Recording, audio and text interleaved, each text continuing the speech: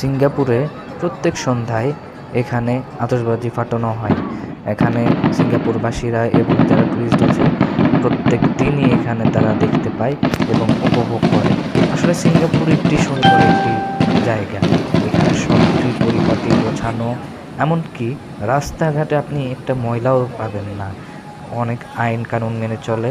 Singapore ছোট শহর হলেও বলতে গেলে এটা একটা শহর কেন্দ্রিক একটি রাষ্ট্র।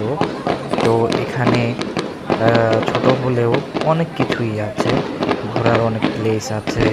আপনি যেখানে যাবেন কোনো ভয় নেই, বলতে গেলে পুরো আইন মেনে চলে।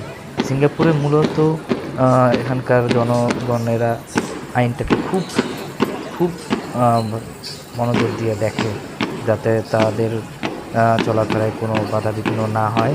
এবং সিঙ্গাপুরের সরকার সবসময় সিঙ্গাপুরের জনগণদের জন্য সচেষ্ট আছেন, যাতে সিঙ্গাপুরবাসীরা নির্বিঘ্নে বসবাস করতে পারে।